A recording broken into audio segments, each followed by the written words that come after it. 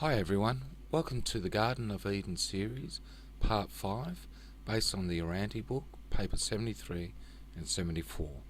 In this part, we'll be taking a close-up look of the Garden of Eden and looking at the evidence in the I read and see principle. There's a link to this presentation in the YouTube page, so you feel quite welcome to enter the link and look at the information which I'm presenting now. Eden was the one bright spot on Urantia. It was naturally a dream of loveliness, and it soon became a poem of exquisite and perfected landscape glory. Here is the link for paper 73. I won't read all the paper. You'll have access to that. But here's a few points I want to make about the peninsula. A long, narrow peninsula, almost an island, projecting westward from the eastern shores of the Mediterranean Sea. So we can see a long, narrow peninsula which connects to Cyprus, projecting westward from the eastern shores of the Mediterranean. So we can see that in the mapping here. Point 2, this Mediterranean peninsula had a salubrious climate and an equable temperature. This stabilised weather was due to the encircling mountains and to the fact that this area was virtually an island in an inland sea. So exactly what we see in the evidence, virtually an island in an inland sea with encircling highlands about the Edenic Valley. It was virtually an island in an inland sea. While it rained copiously on the surrounding highlands, it seldom rained in Eden proper, but each night from the extensive network of artificial irrigation channels, a mist would go up to refresh the Garden of Eden. So they had many thousands of miles of irrigation ditches, growing all kinds of species of food, and whilst it seldom rained in Eden proper, it had a high amount of water coming down from the highlands, and the weather was stabilised. So a mist would go up every morning to refresh the vegetation of the garden, even as expressed in the Bible. The coastline of this landmass was considerably elevated, and the neck connecting with the mainland was only 27 miles wide at the narrowest point. So the isthmus, the width of the isthmus connecting Eden, the peninsula, to the mainland was 27 miles wide at the narrowest point. The great river that watered the garden came down from the higher lands of the peninsula and flowed east through the peninsula neck to the mainland, and thence across the lowlands of Mesopotamia to the sea beyond. It was fed by 4 tributaries which took origin in the coastal hills of the Edenic Peninsula.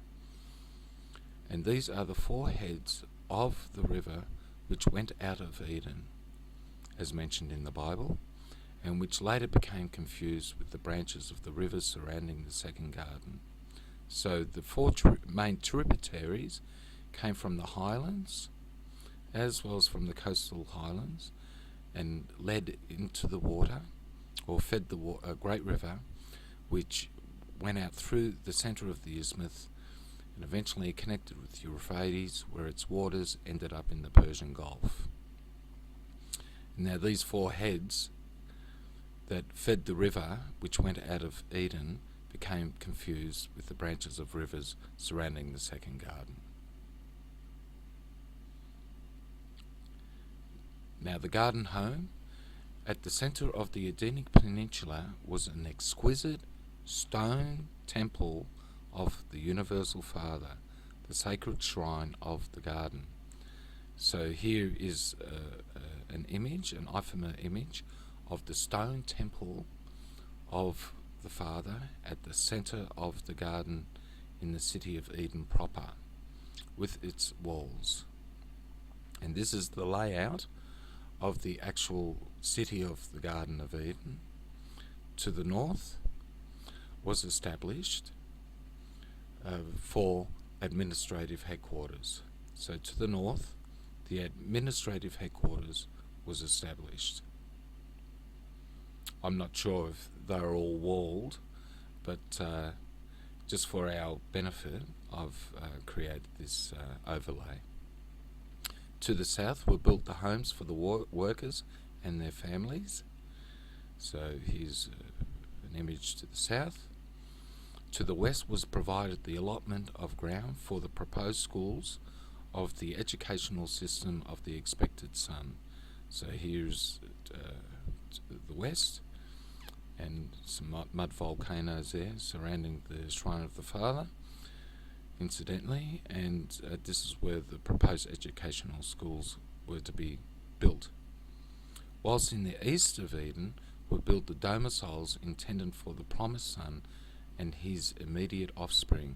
The architectural plans for Eden provided homes and abundant land for 1 million human beings. So to the east were the domiciles for the children of Adam and Eve. At the time of Adam's arrival, though the garden was 1/4 finished, it had thousands of miles of irrigation ditches and more than 12,000 miles of paved paths and roads. There were a trifle over 5,000 brick buildings in various sectors, and the trees and plants were almost beyond number. So in this whole circular city were over 12,000 miles of paved paths and roads, and thousands of miles of irrigation ditches. And under the mud, in this circular city, would be evidence of that through the change of density,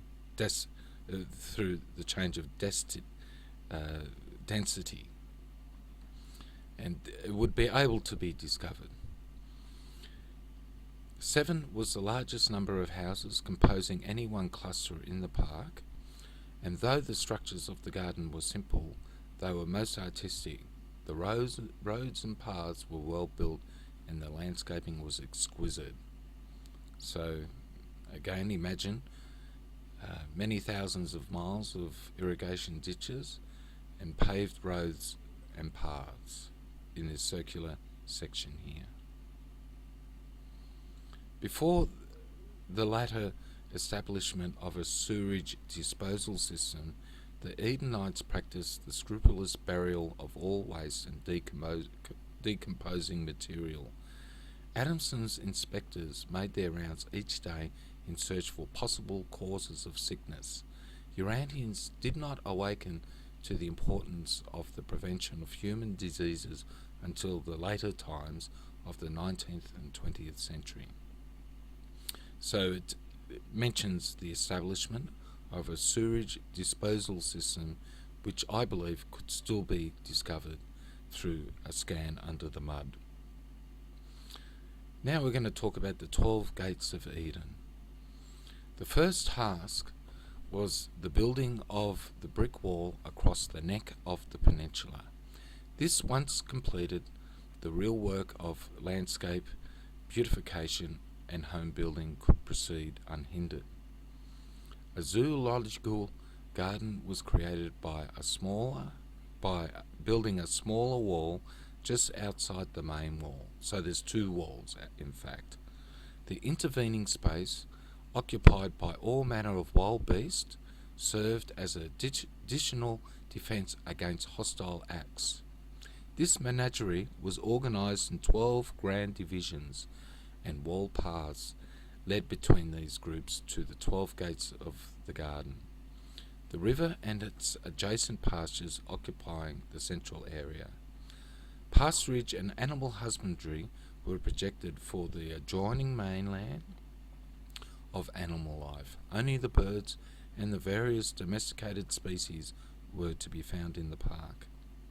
So again, we have Russian bathymetric mapping manipulated through software, which brings up the isthmus, and we can see the ancient riverbed of the Great River, which ran in the centre of the 2 walls, which led to the 12 gates of Eden. And pasturage here, outside the small wall, was set aside for animal husbandry. Inside the 12 grant divisions were wild beasts to serve as additional protection. 27 miles equals 144,000 less 1,440 feet. 144,000 feet divided by 216 equals 666.666 reoccurring. 144 cubits equals 216 feet. In Revelation, there could be a connection to this wall, which could be very important. And he measured the wall thereof 144 cubits, according to the measure of a man, that is, of the angel. So it's interesting how 216 feet also has relationship with 27, with the measurement of the wall of the 12 gates of Eden. And there's a lot more to this calculation that I will give access to in the run sheet. This is the design of the 12 gates of Eden. This is a design that I picked up out of one of the monuments at Göbekli Tepe, which is a city discovered in Turkey, which is thought to originate 11,000 years ago. And here's a diagram.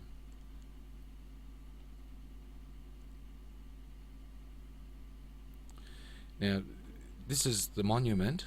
This is where I feel they reflected the 12 gates of the Garden of Eden in this design here. These are the 12 grand division, which housed wild beasts for additional protection. And this is the pasturage that were allotted for animal husbandry. And here is the Acropolis Hill, the Shrine of the Father, as we saw in the center of the Garden of Eden. And these are the three coplanar circles, and in the central circular courtyard was planted the tree of life on top of the shrine. As you can see, the dominant idea of Eden was to be the glorification of horticulture and exaltation of agriculture.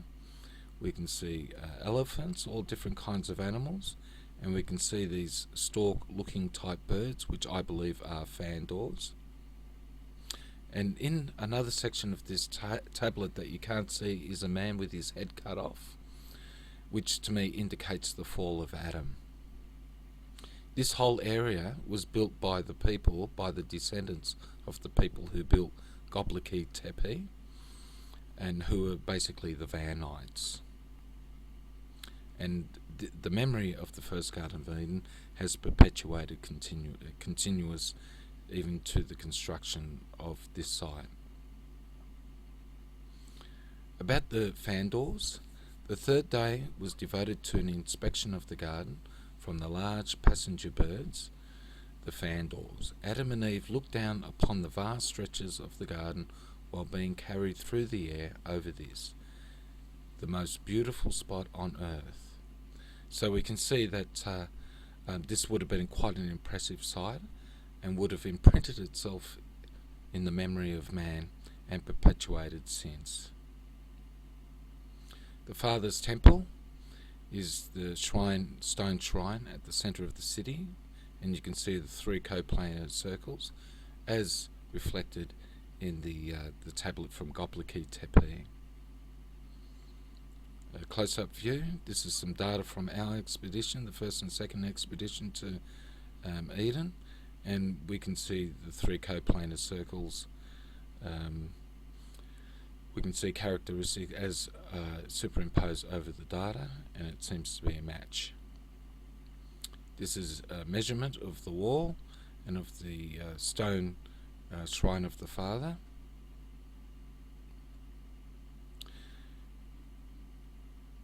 And that's about as far as video section 5 goes. I'll be continuing this presentation in part 6.